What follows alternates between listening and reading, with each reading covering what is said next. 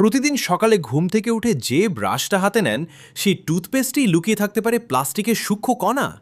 জাহাঙ্গীরনগর বিশ্ববিদ্যালয়ের গবেষণায় উঠে এসেছে এমন তথ্য যা শুনলে আপনিও চমকে যাবেন। নমস্কার দর্শক, আপনি দেখছেন ঢাকার চোখ। প্রতিদিনের অজানা খবর, লুকিয়ে থাকা সত্যি সব নিয়ে হাজির হই আপনাদের সামনে। দিনের শুরুটাই তো হয় টুথপেস্ট দিয়ে, কিন্তু সেই টুথপেস্টেই যদি থাকে শরীরের জন্য ক্ষতিকর মাইক্রোপ্লাস্টিক, তাহলে বিষয়টা তো ভাবার মতোই। জাহাঙ্গীরনগর বিশ্ববিদ্যালয়ের ল্যাবে পরিবেশ ও সামাজিক উন্নয়ন সংস্থা ইএসডিও প্রায় 1 বছর ধরে চালিয়েছে এই গবেষণা। দেশের বাজারের 19টি ব্র্যান্ডের 34টি নমুনার মধ্যে 26টিতেই অর্থাৎ প্রায় 76.5% টুথপেস্টেই মিলেছে মাইক্রোপ্লাস্টিক।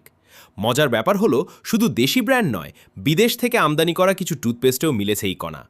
আর সবচেয়ে চিন্তার বিষয়, বাংলাদেশের টুথপেস্টের মান দেখভালের দায়িত্বে থাকা প্রতিষ্ঠান বিএসটিআই এর মান নির্ধারণেই এতদিন মাইক্রোপ্লাস্টিক নিয়ে কোনো প্যারামিটারই ছিল না।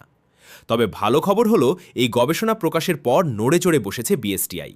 তাদের ভাষ্যমতে আগামী 1 মাসের মধ্যেই টুথপেস্টের মান নির্ধারণে মাইক্রোপ্লাস্টিক প্যারামিটার যুক্ত হতে যাচ্ছে। আর প্রতিবেশী দেশগুলোর স্ট্যান্ডার্ড বিবেচনা করে বাজারের পণ্যগুলোও নতুন করে পরীক্ষা করা হবে।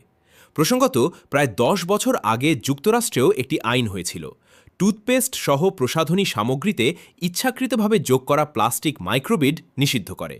তবে এখানে একটা তথ্য পরিষ্কার হওয়া দরকার, সেই আইনটা মূলত পরিবেশ ও জলজ প্রাণী রক্ষার জন্য করা হয়েছিল, মানবদেহে সরাসরি ক্ষতির প্রমাণ পাওয়ার কারণে নয়।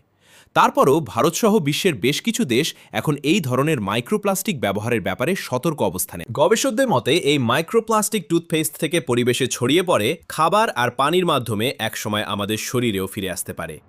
আন্তর্জাতিক গবেষণায় প্রাথমিক প্রমাণ মিলেছে যে দীর্ঘমেয়াদে এটি শ্বাসতন্ত্র, পরিপাকতন্ত্র ও হরমোন ব্যবস্থার ওপর প্রভাব ফেলতে পারে। যদিও এ নিয়ে গবেষণা এখনও চলমান, চূড়ান্ত সিদ্ধান্তে পৌঁছানো যায়নি। দর্শক, আপনি যে টুথপেস্টটা প্রতিদিন ব্যবহার করছেন, এই খবর জানার পর কি সেটা নিয়ে নতুন করে ভাবছেন? কমেন্টে জানান, আপনার মতামত জানতে চাই।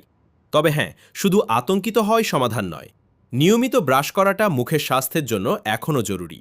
দরকার শুধু বিষয়টা নিয়ে সচেতন থাকা আর নিয়ন্ত্রক সংস্থাগুলোর কাছ থেকে স্বচ্ছতা দাবি করা। ভিডিওটা ভালো লাগলে অবশ্যই লাইক দিন, নিচে কমেন্টে আপনার মতামত জানান আর পরিবার বন্ধুদের সাথে শেয়ার করুন, যাতে সবাই সচেতন হতে পারে। আর হ্যাঁ, চ্যানেলটা সাবস্ক্রাইব করে সাথে থাকুন। নতুন কোনো অজানা গল্প বা ঘটনার খোঁজে আবারও দেখা হবে ঢাকার চোখে।